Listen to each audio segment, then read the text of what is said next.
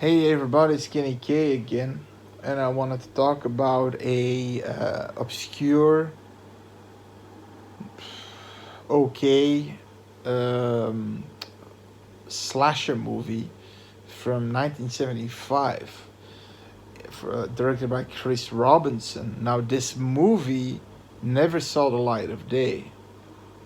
This movie uh, was found didn't saw the light of day in theaters, didn't see the light of day on video or anything else.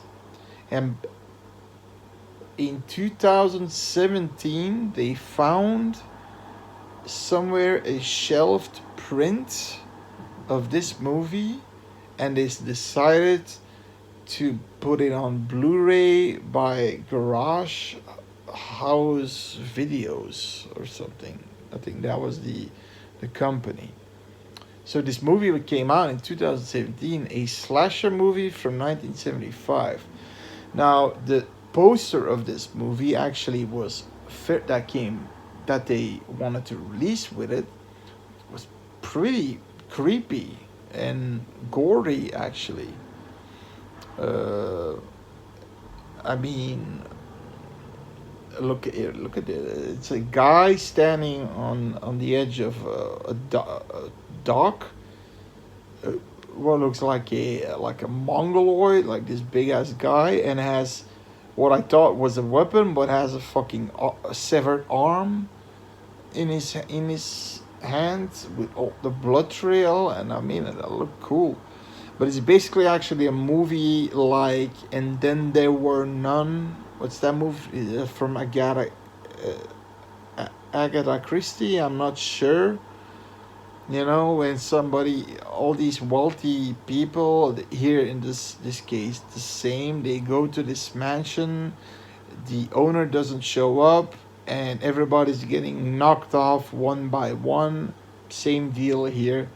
They are going there, but the owner doesn't show up, and he had a lot of gold, and they think it's there, and they're all after the gold, and eventually they all get knocked off one by one. So what's the positives of this movie? We had it did had Mickey Rooney. That's the only actor that I know. He plays this, but he doesn't have a big role in this movie. He's the captain of a small boat, of a small yacht. He brings these rich people to the island, and he also has an inside. His like mate works for him also to find the gold, and eventually he goes back to land. He makes he doesn't stay long, so we already have a feeling that he knows there's something going on. He nods to his accomplice, and he says, and then okay. So acting the part. So positives. Acting okay. Yeah. Wasn't bad. Fairly decent acting. Um was it creepy? You had some tense moments here and there, you know. You did had some blood and some gore, because for the gore hounds, but they say it's not for the gore hounds, but there is gore. What I see as gore is blood. Okay, but gore hounds probably means severed heads and intestines lying around. No, you had, I think you had was severed. Was there a severed head in the movie? There was at least a lot of bloody faces, slit throat. I think like things like that.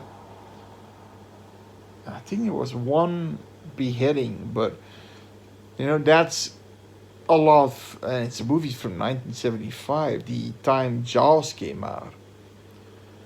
So that department didn't lack. But yeah, yeah. I'm thinking, is there something? The killer, uh, the killer himself was. I thought it was gonna be this mongoloid sort of half human creature that's been living there in the cellars or something. It was no, but it was not. It was a guy, and I'm not gonna spoil the movie because actually it's rather new. It's not new, but it just came out. Yeah, it just came out in 2017. But at least it's the he big, super strong, and there's a twist on it at the end. So that's about my and for the soundtrack was okay for this movie. Then the negatives were you had this epic but weird. Okay, so there's this guy in this group who's fat as fuck, and he always wears a tight pants where you can see this big of a bulge on, and he's fat as like a fat, and he wears a t-shirt that you can see everything, his giant man boobs, his moobs, and his guts, and while he's walking you see his fucking love handles going like this. And this guy apparently is also searching for the gold, but he seems to be a dodgy kind of guy.